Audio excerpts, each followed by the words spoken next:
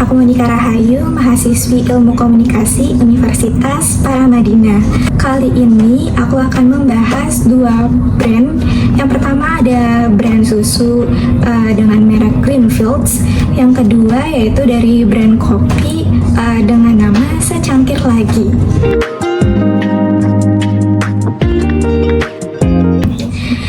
Kita bahas yang pertama dulu yuk, dari strategi organiknya Greenfields di Instagram.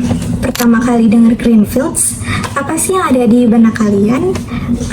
Pasti kesan mewah, kebarat-baratan, dan suka ngira kalau brand Greenfields ini datangnya dari luar negeri. Namun jangan salah, brand Greenfields merupakan produk lokal asli Indonesia. Tepatnya Greenfields berada di Malang. Ia mempunyai peternakan susu sapi perah yang berada di Malang. Hal tersebut bisa kita buktikan melalui bio Instagramnya yang berjudul Jujurly Pure, Jujurly Fresh, 100% susu sapi segar dari Greenfield Own Farms, di mana tagline tersebut seakan-akan bercerita kalau Greenfield ini merupakan susu sapi organik yang mempunyai peternakannya sendiri. Kesan premium dan kesan mewahnya dapat banget kan, meskipun produk ini produk lokal. Tak hanya menonjol dari segi tagline, Greenfield juga cukup baik dalam menyajikan kontennya untuk audiens. Greenfield cukup mampu untuk mengikuti konten yang sangat ramai di publik nih, seperti padel yang lagi happening banget saat ini. Terbukti dalam salah satu postingannya, Greenfield mengajak audiensnya untuk ikut padel bareng secara gratis. Nggak hanya padel aja nih, kita juga dilatih coaching secara gratis dan juga mainnya bersama artis. Nggak berhenti sampai situ aja, Greenfield juga memberikan giveaway atau memberikan hadiah untuk para audiensnya yang menang ketika match day nanti. Beberapa hadiahnya ini ada di sini ya. Selain mengikuti tren bermain padel, Greenfields juga cukup aktif untuk memberikan konten yang relatable banget for Gen Z, yaitu seperti konten propaganda I'm falling for, jangan asal pilih susu, pilih yang 100% susu sapi segar seperti Greenfields. Selain konten yang relatable for Gen Z, Greenfields juga cukup sering memberikan giveaway, yaitu pada series hashtag Jujurly Giveaway. Di situ tuh banyak games dan kuis yang bisa banget audiensnya ikutin dan menambahkan interaksi atau engagement untuk konten-konten yang ada di Instagram Greenfield. Selanjutnya kita akan membahas konten plan Greenfields di Instagram. Greenfields mempunyai konten yang cukup beragam ya, mulai dari feeds, carousel, hingga reels.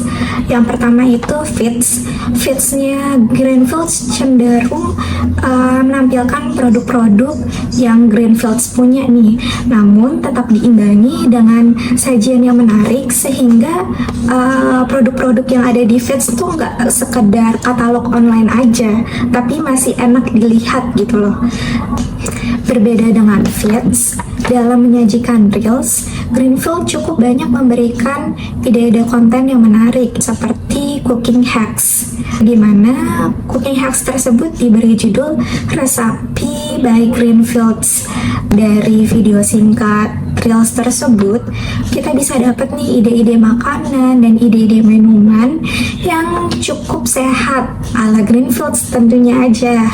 Dan dari video reels tersebut terbukti bahwasannya audiens cukup tertarik dengan konten-konten seperti itu. Terlihat nih audiensnya cukup banyak yang nge-views konten-konten reels tersebut, yaitu di angka puluhan hingga ratusan ribu.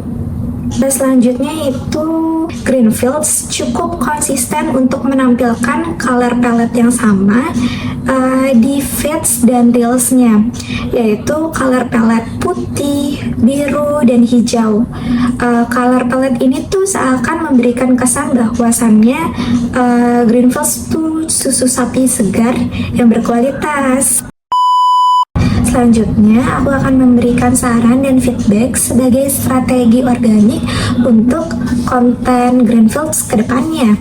Menurutku, Greenfields harus menambahkan kesan storytelling pada feeds ataupun reelsnya, seperti konten rutinitas pada peternakan yang bisa kita beri judul A Day in My Life as a Dairy Farmer, atau bisa juga Meet the Farmer. Aku cukup yakin kalau misalkan konten storytelling tersebut mampu menjadi strategi kunci untuk Greenfields ke depannya.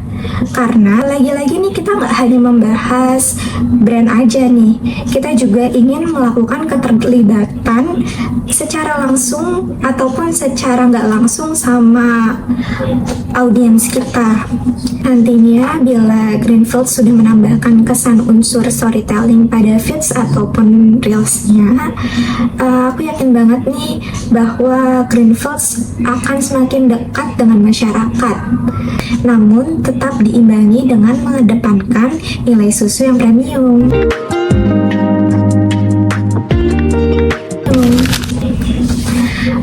Kita udah nih bahas susunya, sekarang kita bergeser ya, membahas kopi brand yang bernama Secangkir Lagi, atau kita sebut aja Secangkir Lagi ya. Secangkir Lagi mempunyai kedai yang berada di Mampang Perapatan. Sebelum kita analisis insight-nya, kita analisis dulu yuk secara visualnya. Dari segi visual terlihat bahwa produk ini dipegang dengan satu tangan, posisinya tepat berada di tengah, berada di center nih. Jadi pandangan kita langsung tertuju sama logonya. Logonya adalah Secangkir Lagi. Yang membuat visual ini makin menarik tuh pada latar belakang foto ini dibuat blur sehingga kesan menonjolkan produknya ini dapat banget nih. Udah kita bahas ya secara visualnya, sekarang kita bergeser ke captionnya. Dari captionnya yang berjudul Grateful to have been part of the A-League closing ceremony last week. Thank you at Live at Marta for trusting us with your caffeine needs. Dari caption tersebut kita bisa dapat kesimpulan nih bahwasannya produk kopi ini terlihat ingin hadir di event yang diadakan oleh Live at Marta. Selanjutnya kita akan menganalisis insight Instagram @secangkir lagi. Yang pertama yaitu reach atau jangkauannya. Konten dari Secangkir Lagi mampu menjangkau sebanyak 6.785 akun. Nah, yang kedua kita akan membahas impressionnya. Impressionnya nih cukup tinggi, yaitu di angka 8.526. Impresi yang lebih tinggi ini menandakan bahwasannya konten Secangkir Lagi ini dilihat berulang kali, yang artinya adanya beberapa akun atau audiens yang terpapar lebih dari satu kali ataupun berulang kali, sehingga meningkatkan kemungkinan untuk mengingat brand ini @secangkir lagi. Nah, selanjutnya yaitu ada engagement yang terdiri dari like sebanyak 68 akun, komen sebanyak 2, yaitu yang terdiri dari komenan brand kolaborasi dan di-reply lagi oleh @secangkir lagi. Selanjutnya ada 6 audiens yang menyimpan konten ini.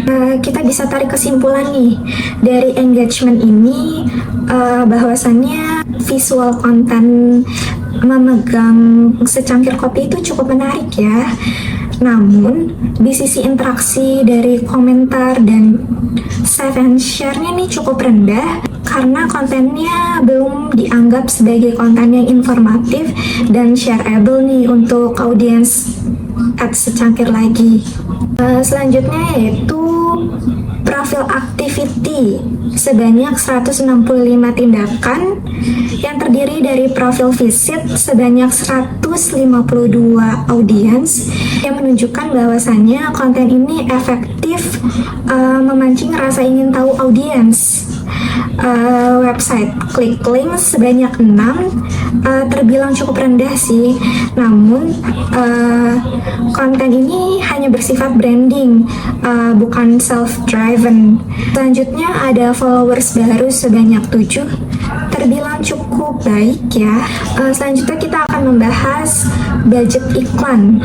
Budget iklannya ini menghabiskan Rp93.475 dengan total durasi selama 2 hari.